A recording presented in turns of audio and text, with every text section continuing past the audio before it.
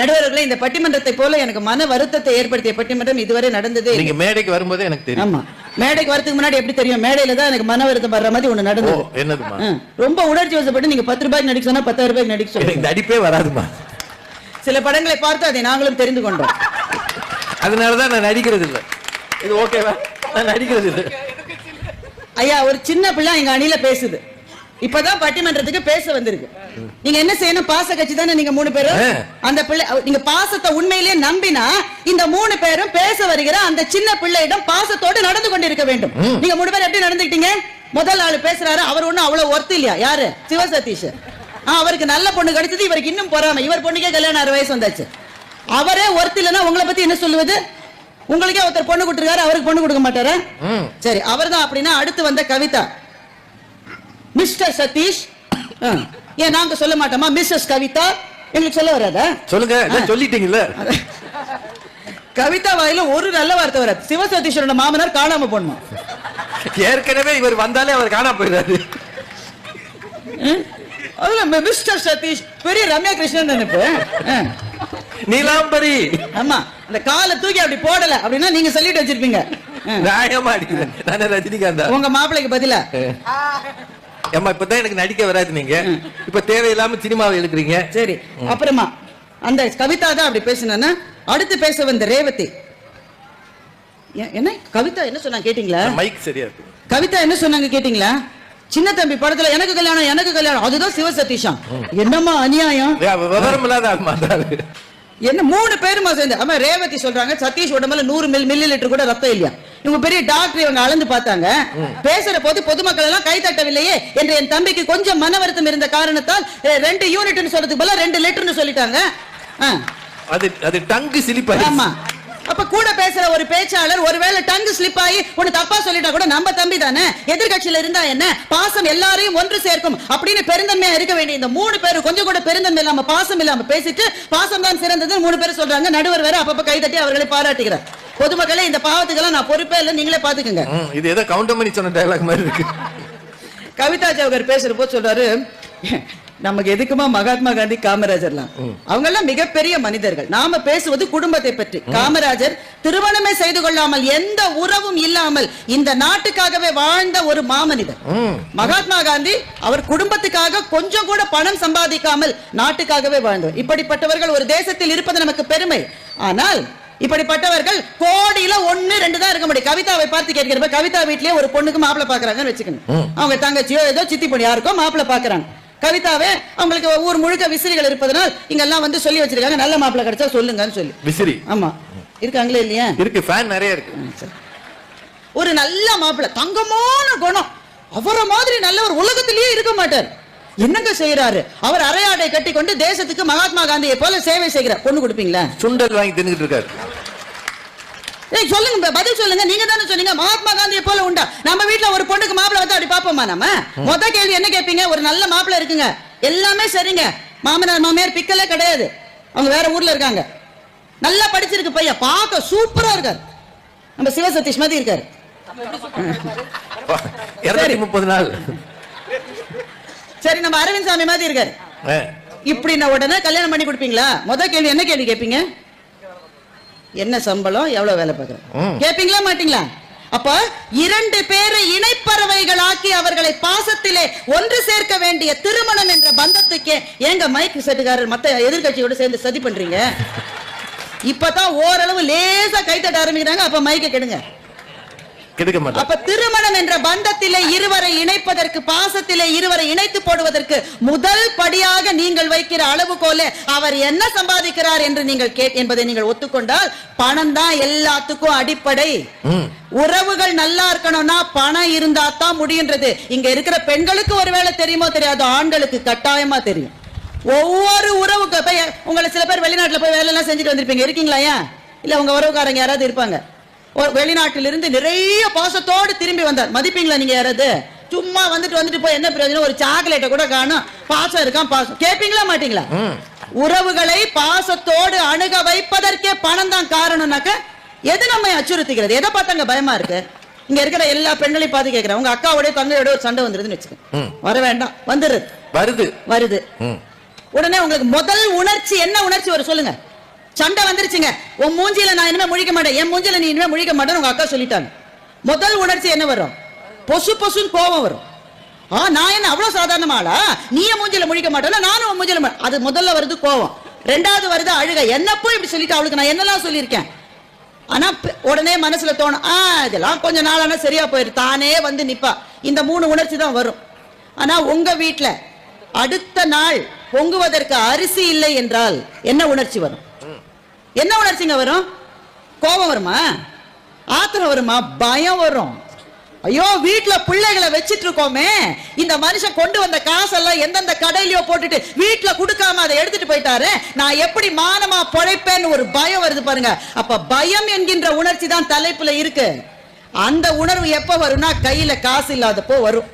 வீட்டுல சின்ன சின்ன பிள்ளைகளை வச்சுக்கிட்டு அரிசி பானையை திறந்து பாக்குறீங்க, ஒரு கைப்பிடி அரிசி கூட இல்ல. பையன் வந்து கேக்குறான், அம்மா எப்பமா சோறு ஆக்குவ, அம்மா பசிக்குதுமா சீக்கிரமான்னு கேட்கும் போது என்ன உணர்ச்சி வரும்? மனசுல பயம் வரும். ஐயோ, பையன் பசிக்குதுன்றானே, என்ன செய்வதுன்னு. 3 பேரும் பேசுறீங்களா? அதுல ஒருவர் கல்லூரி முதல்வர், அவர் உலகம் அறிந்த பேச்சாளர், இவர் ஒரு பள்ளி ஆசிரியர். இவங்களுக்கு எல்லாம் ஏழ்மைனா என்னன்னு தெரியாது. என்னைக்காவது கடன் வாங்க போயிருக்கீங்களா?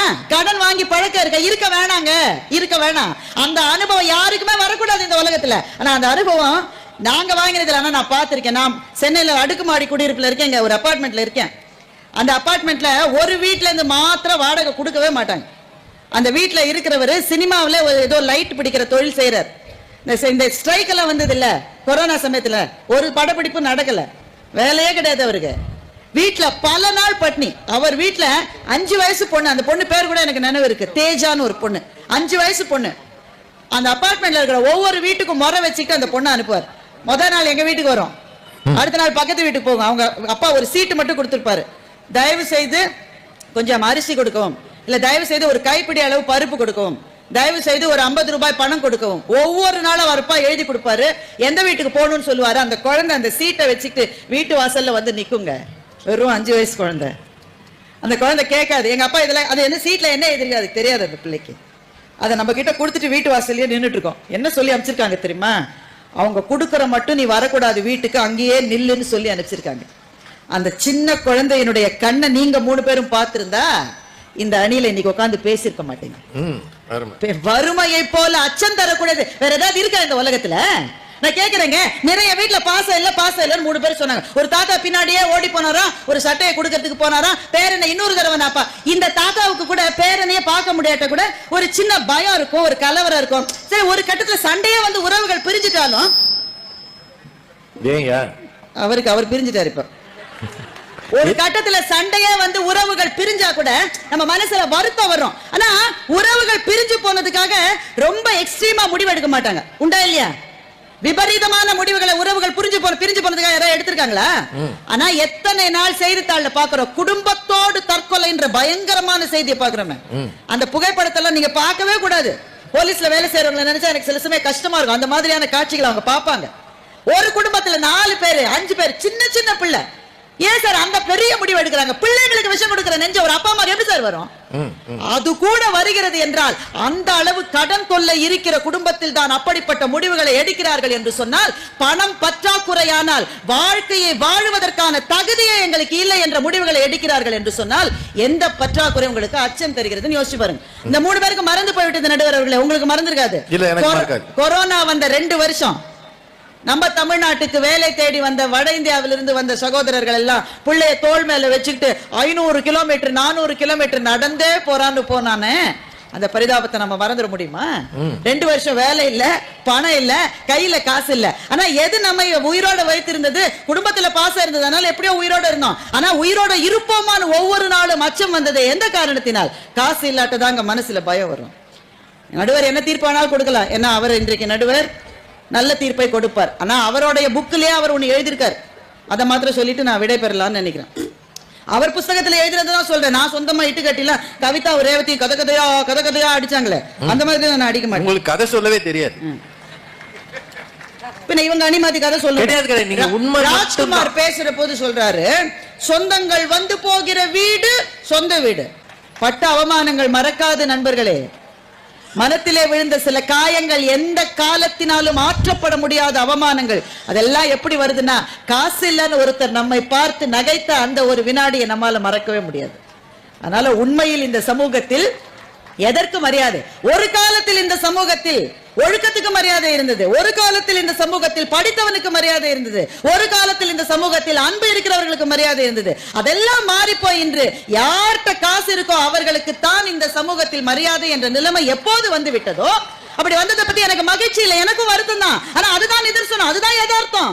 அப்படி ஒரு நிலைமை வந்த பிறகு எது உங்களுக்கு அச்சத்தை தரும் என்றால், உறவுகள் விலகி போனாலும் கூட இன்றைக்கு ஈடு செய்வதற்கு நண்பர்கள் இருக்கிறார்கள். சொந்த வீட்டுல அண்ணன் கல்யாணத்துக்கு தம்பி வரலன்னா கூட அண்ணனுடைய ஃப்ரெண்ட்ஸ் 10 பேர் தான் செஞ்சிருவாங்க. ஐயாட்ட கேட்டு பாருங்க, விழாவை நடத்துவதற்கு 10 நண்பர்கள் கூட இருந்தா நடத்திடுவாங்க. உறவினுடைய இடத்தை நட்பு கூட போய் ஆக்கிரமிக்கும். சொந்தங்கள் தராத ஆதரவை நட்பு கூட கொடுத்துரும். வேற எப்படியாவது வாங்கிக்கலாம், பயம் வராது.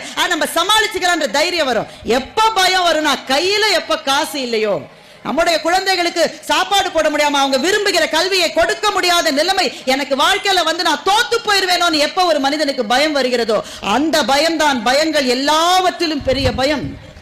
சார், ரொம்ப அன்பான கணவன் மனைவி இருக்காங்க சார், பாசத்துக்கு ஒண்ணுமே பற்றாக்குறை இல்ல.